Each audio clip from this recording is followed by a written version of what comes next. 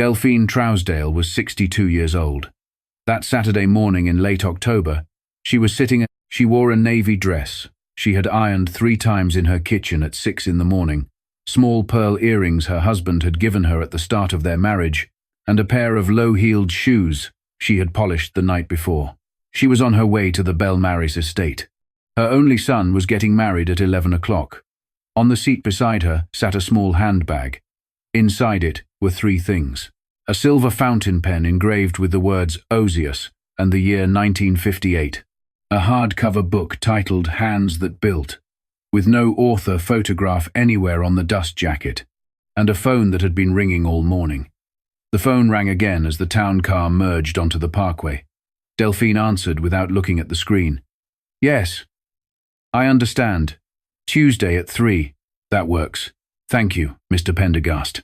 She ended the call and tucked the phone back into the bag. Up in the front seat, the driver looked at her once in the rear-view mirror, 1 second longer than a stranger should. Then he looked back at the road. He did not say anything. Here is what most of the people inside the Belmaris Estate that morning did not know. Delphine Trousdale had been living a quiet life on purpose for 24 years. She had a son she raised on her own through 4 jobs and 1 funeral. She had a small house in Hidden Valley. And she had something else, kept on a shelf at the back of her life, that nobody at the Belmaris Estate had any idea was attached to her name. By dinner that night, 247 of the 280 guests in the Magnolia Conservatory would know. They would never forget it. The Belmaris Estate sat on 22 acres of cleared land at the edge of southern Charlotte. The wedding venue was the Magnolia Conservatory, a glass and stone structure with a vaulted ceiling that opened to the sky through panels of leaded glass. 320 white tulips stood in tall arrangements down the central aisle. Delphine stepped out of the town car at 10:30. A hostess in a charcoal uniform led her to a table along the far wall of the conservatory, 2 columns back from the bridal table, partially obstructed by a tall arrangement of paperweights, the kind of placement that communicates something without ever needing words. Delphine thanked her. The hostess walked away. She set the handbag on her lap. She watched. She watched a woman in a sea-green silk dress at the next table glance at her navy dress and exchange a small look with the woman across from her. She watched a man in a charcoal 3-piece walk past her chair without acknowledging the brief smile she offered him. She had been absorbing small dismissals like this for many decades. She absorbed them now. She thought about the paperweights. She thought about Othel. Othel Trousdale had been her husband for 10.5 years before he died on a Tuesday morning of a sudden cardiac event at the age of 41. He had been a contractor. He had taken her on their first date to a hot dog stand outside a high school football game. He had brought her peonies on every anniversary, because he said roses were what people bought when they had not thought hard enough about whom they were buying for. He had been gone for 24 years, and Delphine still had full conversations with him inside her head. She was having one now. Othel. The boy grew. He grew up tall and steady. Look at him. Calvin Trousdale was standing near the front of the conservatory in a deep charcoal suit. He was 33 years old. He had his father's height and his mother's eyes, and the exact laugh his father had when something genuinely surprised him. He had been an architect for the last 7 years, the kind who designed community libraries and senior centers rather than skyscrapers. He spotted her across the room, and his face opened in a way that only ever happened when he saw her. The boyish smile he had not lost since he was 9. She smiled back. The room shrank for a moment to just the 2 of them. Calvin had no idea what was inside her handbag. He never had. He had grown up in a small house with a working mother and a memorial photograph of his father on the bookshelf, and his understanding of the family had ended there. There was a reason. When Delphine was 27, she had stood in the marble lobby of a glass building in downtown Charlotte and told her father she would not marry the suitable young man he had selected for her. She would marry the contractor she had met at a hot dog stand. If remaining a Trousdale required her to abandon the version of her life she actually wanted, she would walk away from the name entirely. Her father told her to walk. She walked. She had been walking for 35 years. She still carried the pen. The years after Othel died were what shaped Delphine into the woman who could sit at a back table in a perfect room without flinching. She had been 38 when he died. Calvin had been 9. The savings account held enough for roughly 8 weeks of bills. Some mornings, she sat at the kitchen table for 50 minutes before she could stand up and make the boy breakfast. She stood up and made the boy breakfast. Every morning, she took on a second job at a clinic that needed administrative help on weekends. Then a third hemming dresses for the women at her church, who paid her in cash and lemon cake. Then a fourth tutoring 3 neighborhood teenagers in algebra on Tuesday and Thursday evenings, because tutoring meant she could be at home when Calvin was at home. There had been a man once, 4 years into widowhood, Joe Catlin, a widower himself, a deacon at her church. He asked her to marry him the spring Calvin turned 13. She said no, because when she looked at her son, she understood that what he needed in those years was the full, unbroken weight of her attention, and she was not willing to divide it. Joe married a widow named Geneva 3 years later. Every December for the past 24 years, he sent her a Christmas card. She kept them in a drawer. Stop with me here for 1 second. Some of you are reading what I just said and wondering, why would anyone walk away from a family fortune? Why turn down a kind man 4 years into being a widow? Let me explain it the way Delphine would. She did not walk away from money. She walked away from the rooms the money was kept in. There is a difference. A room is not just a room. Sometimes a room is a list of expectations dressed up in furniture. Some people learn early that they will not fit those expectations, and the kindest thing they can do for themselves is leave the room before the room rearranges them. Delphine had left a room when she was 27. She had not been in one like it since. Until that morning. At the Belmaris Estate. The garden at the back of the main building was small and walled and quiet. Delphine had wandered out before the ceremony because the conservatory had become too full of perfume and laughter, and she wanted 20 minutes of stillness. The garden held a low stone bench, an old fig tree, and a hummingbird feeder that was empty. She was sitting on the bench when Pastor Hortense Garraway came around the corner of the building. Pastor Hortense was 67 years old. She had been a pastor at Mount Sinai AME on the south side of Charlotte for the last 31 years. She had buried Othel Trousdale 24 years earlier. Delphine knew this. Pastor Hortense knew, Delphine knew. There were not many things between them that had to be explained. The pastor sat down on the bench beside her. She set a small leather-bound Bible across her knees. She did not open it. This was Othel's. He left it in my office the Sunday before he died. He told me one day a wedding would come, and you would need it back.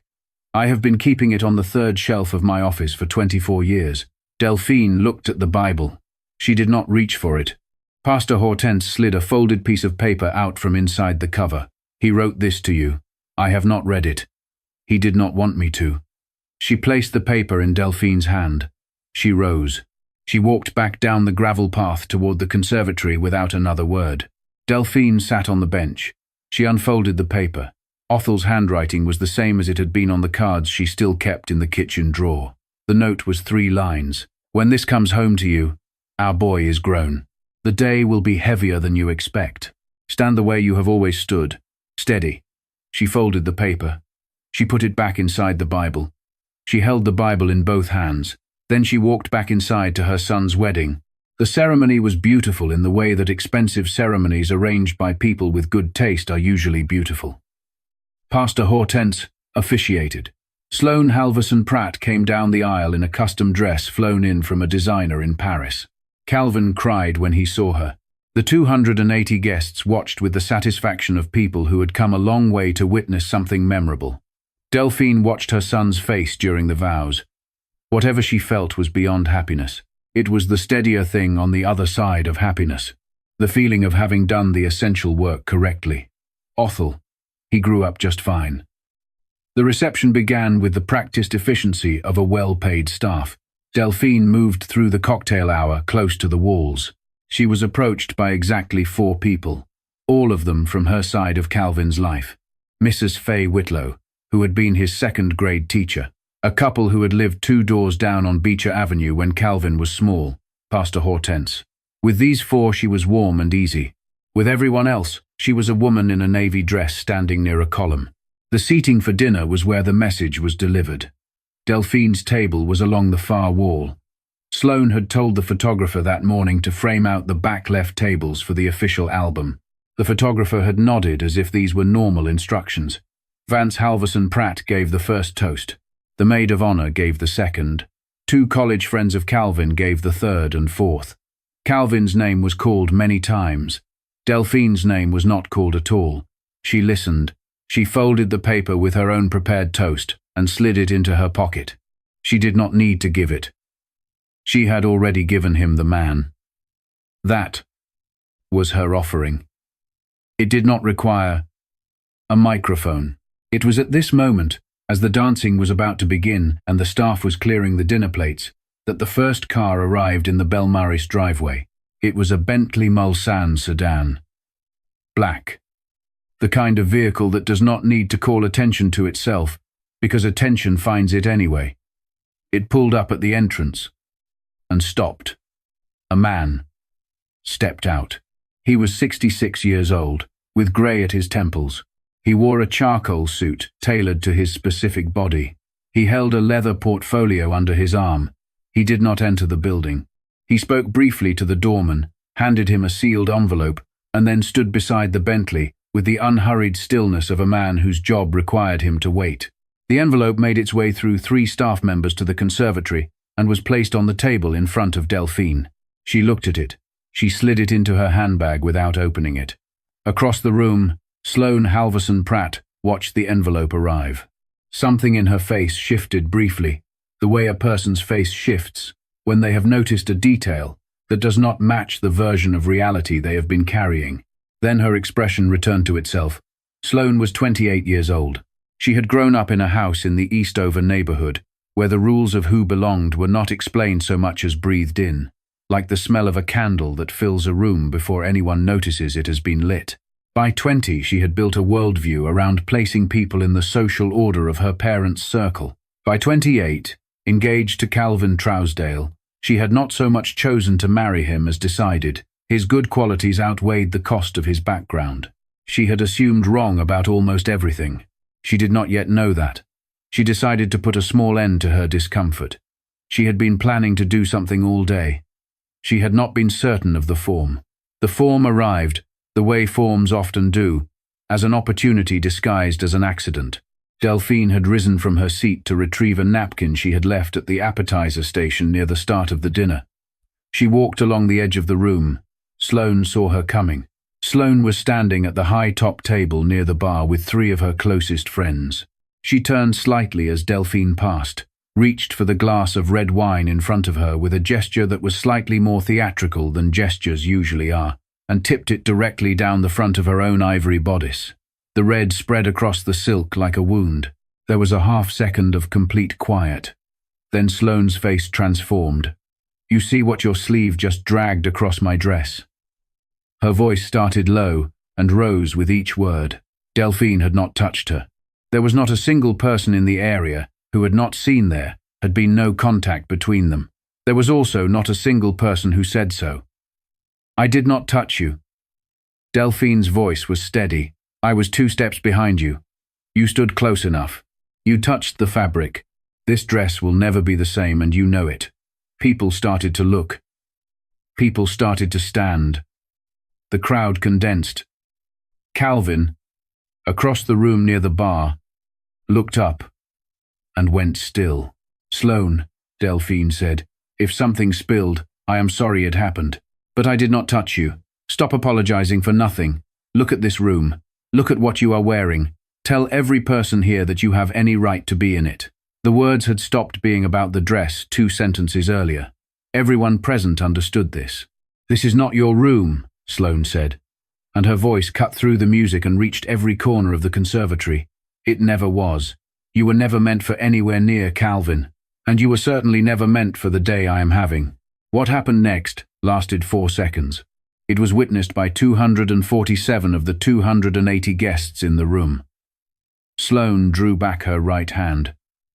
She slapped Delphine Trousdale across the face. The sound was sharp, clear, final. Delphine's head turned with the impact. Her hand went briefly to her cheek. The glass of sparkling water she had been holding slipped from her fingers and hit the marble floor and shattered. The conservatory went silent. "Out of this room," Sloane said. Her voice was suddenly cold and clear, and very small. Right now, Delphine's eyes found Calvin across the crowd. He was 33 years old, 6 feet 2 inches tall, an architect, a son, and he was standing at the bar holding a half-empty cocktail glass, and he had not moved a single inch. She looked at him for one long second. Then she looked away. She bent down. She picked up the largest piece of broken glass with 2 fingers. She placed it on the nearest tray. She straightened. She smoothed the front of her navy dress. She walked toward the doors. The crowd parted, without anyone appearing to decide to part. She walked through the gap, through the doors, across the marble lobby, through the revolving doors, out into the late October air. Here is what I want to say about the way she walked. She walked the way a woman walks, when she has paid every dollar of the dignity she is now using. Not borrowed it, not been given it, earned it, owned it, every step of it. She stood for a moment on the gravel, let out one slow breath, and allowed herself to feel the sting along her cheekbone. She was reaching into her handbag for her phone to call a cab home, when she heard the second set of headlights enter the driveway. 2 more Bentleys came around the curve of the driveway. A second Mulsanne sedan, then a Bentley Bentayga SUV. They stopped in formation behind the first one. Doors opened. 4 men emerged from the second vehicle. Former military, by the way they moved. They fanned out without hurry. Mr. Errol Pendergast walked around the front of the lead Bentley.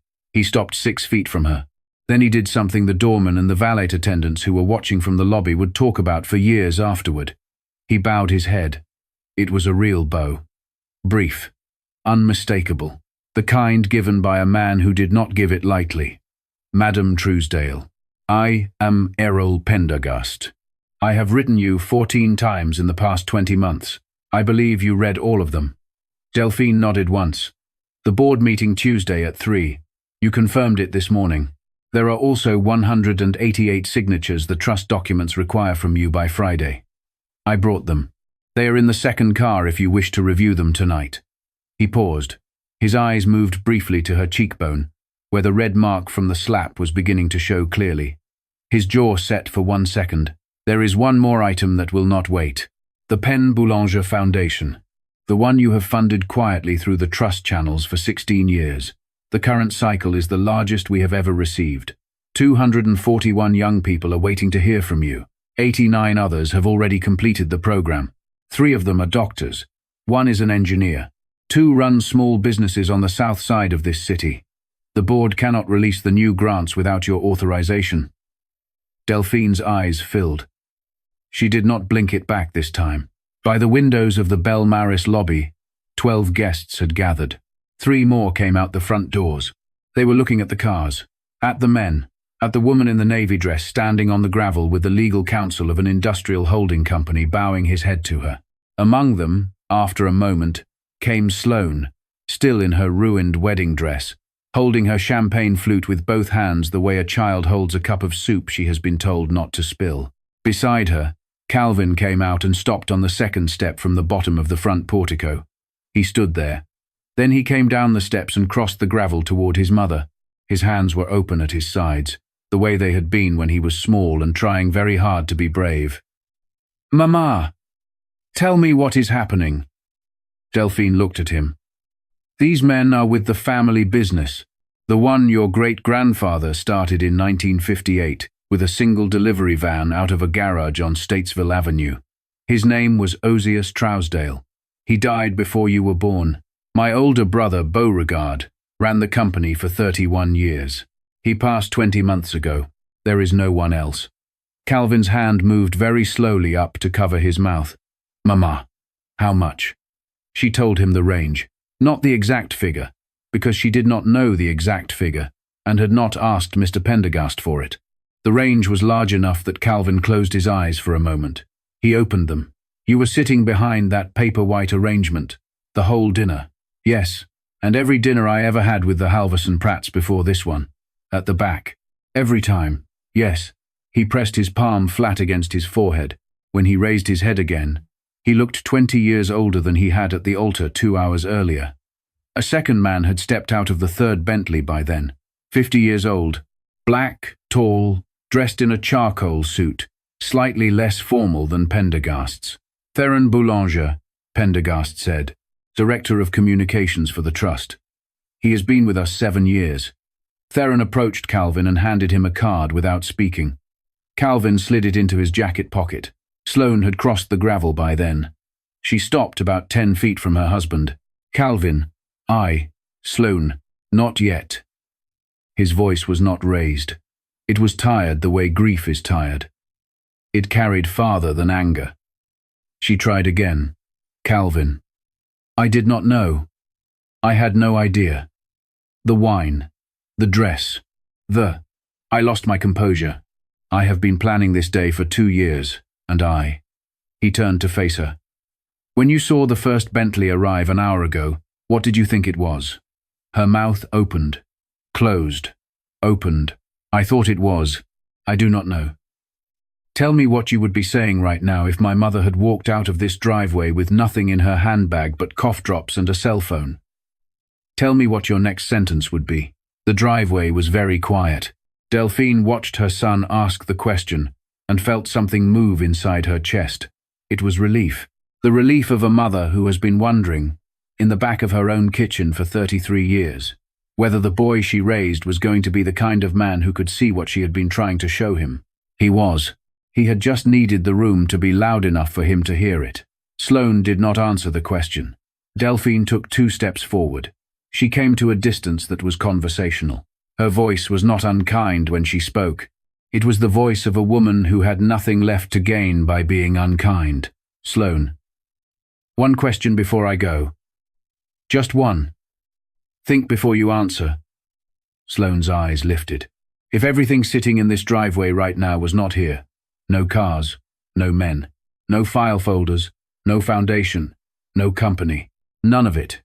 If I walked back into your reception, in exactly the dress I came in, same shoes, same earrings, same handbag with nothing in it but a phone and a tissue, would your face be doing what it is doing right now?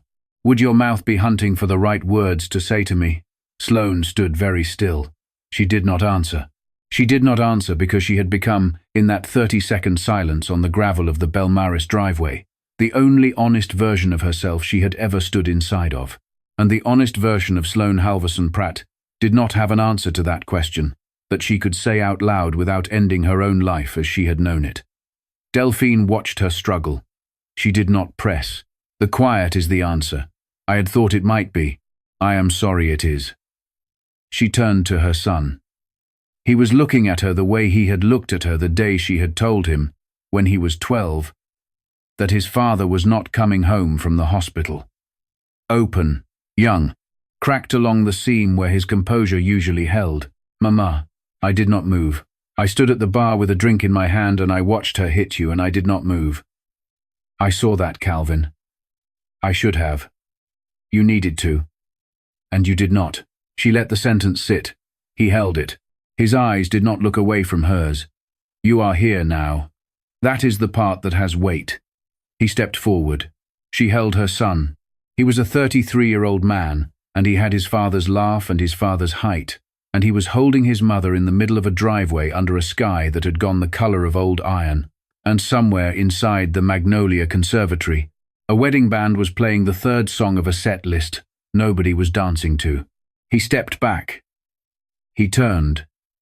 He looked at the Belmaris main building, then at his mother, then at the woman who was, technically, his wife of 5 hours. He spoke to the small crowd that had gathered. I am going home with my mother. The rest of the night is over. I will write the people who came tonight individually in the morning. I am sorry to anyone whose evening I have ended early. But I cannot walk back into that building. Marisol Halverson Pratt had come down the front steps by then. Her hands were trembling. Calvin, the contracts, the vendors, the Mrs. Halverson Pratt. Send me the invoices on Monday. I will handle them. The vendors will be paid in full. He took his mother's arm. He walked her to the third Bentley. Theron Boulanger opened the door. Delphine slid into the back seat. Calvin slid in beside her. The door closed. The cars left the driveway in the same slow formation they had arrived in. 5 days later, Calvin filed paperwork to dissolve the marriage on grounds of irreconcilable misrepresentation. His public statement was 3 sentences. It did not name Sloane unkindly. It said the marriage had not been founded on mutual respect, and he was ending it before that foundation became any more difficult to leave behind. The Halverson Pratts hired a public relations firm by Tuesday. 3 reporters located the recording from a guest's phone in 72 hours. The story dominated the regional news cycle for 9 days. It would have died there. It did not die there because of Patrice Halverson Pratt. Patrice was Vance's older brother, 62 years old. He ran Halverson Pratt Equity Group out of an office tower on College Street. He issued a defense of his niece in a televised interview on the 5th day of the news cycle. A reporter named Yvonne Castellanos at the Charlotte Sentinel did not like the tone of his defense. She started looking. 8 years earlier, a community housing development called the Beecher Initiative had been quietly funded into existence by an anonymous donor through a foundation called Pen Boulanger. Halverson Pratt Equity Group had quietly funded the legal effort to block its zoning. Yvonne found Patrice's signature on 3 of the 4 memos. Patrice's foundation grant had been blocking for 8 years. The building Delphine's anonymous foundation had been funding. The story broke on a Thursday morning. By Monday, 3 board members had resigned from Halverson Pratt Equity. Patrice resigned 14 months later. The Beecher Initiative broke ground that spring. 11 months after the wedding, on a cool November morning, 3 Bentleys pulled up to a glass and stone building at the corner of Tryon Crescent and 9th Street in uptown Charlotte. The name on the facade read Trousdale Industrial Holdings in restrained steel letters. Delphine stepped out of the lead vehicle. She wore a dress the color of deep teal, made for her by Mr. Cornelius Hadley, a tailor in Charlotte who had been making dresses for the women in her church for 47 years. Her small pearl earrings were in place, the same ones she had checked twice in the mirror 11 months earlier. She walked through the revolving door. The staff she passed nodded with the recognition that comes from finally seeing someone in the room they were always going to walk into. When the elevator doors opened on the 7th floor, Calvin was waiting in the hallway. He had been visiting the building twice a week for 3 months, learning the company quietly, the way she had once learned her own life quietly. In the corner of the boardroom was a low glass display case.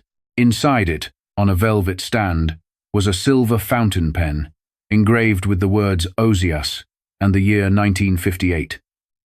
The original, the one that had stayed in this building since the founder set it down for the last time. Delphine took her own pen out of her handbag and set it on the table beside the documents. The 2 pens were exactly the same. They had been a matched pair, made for the founder and his oldest daughter, in the spring of 1967. She had been the daughter. She signed 188 pages. Pastor Hortense Garraway sat in the gallery seat at the back of the room. She had been added to the board of trustees 8 weeks earlier, at Delphine's request. She was smiling the way a woman smiles when something she has been praying about quietly for 24 years has finally arrived in the room. 4 months after Delphine became chair, the Regional Industrial Conference held its 21st annual gathering. Trousdale Industrial Holdings had sponsored every one of those 21 years. Delphine spoke to a room of about 430 people. She did not use notes. I lived small on purpose. The smallness was not poverty. The smallness was a choice about what I wanted in my hands at the end of the day. Some of you watching me know exactly what that means. I know you know. The room was very quiet. There are rooms in this country designed to make some people feel small. I sat in one of them 11 months ago. The dignity of a person does not get smaller because the room is trying to. It stays the size it always was. What shifts is whether anyone in the room chooses to see it. She paused. My grandfather built this company with 1 delivery van and a refusal. The refusal to be smaller than he was. I want to spend the rest of my time in this work passing that refusal to anybody who needs it. Thank you. She stepped back. The applause took a long time to start because too many people in the room were first having to wipe at their eyes. In the months after the conference, a woman named Dr. Aurelia Penn arrived at the Trousdale office without an appointment. She was holding a copy of Hands That Built. She had written the book 8 years earlier as part of her doctoral work, funded by a quiet grant from the Pen Boulanger Foundation. She had not known, until the wedding incident hit the regional news, who the funder actually was. She brought a fresh copy with a new dedication. It read, "For the family whose name should be louder than this title page." Delphine signed her old copy. She handed Dr. Penn the new one. On the first Sunday of the following spring, Delphine attended the 32nd anniversary service at Mount Sinai AME. Pastor Hortense preached. Calvin sat in the pew beside his mother. He had been attending the church for 9 months, the way a person attends a place when he is trying to learn how to be the man he should have been a year earlier. Calvin reached over and took his mother's hand. She had been waiting for the seat for 35 years. The room had finally adjusted to fit her. Some rooms always do, eventually, once you stop asking them to. If you have ever been told to sit at the back of a room you helped pay for, send this story to someone who has heard the same instruction. They need to hear what comes next. And tell me in the comments, was Delphine's silence at the slap weakness, or was it the loudest thing in the room?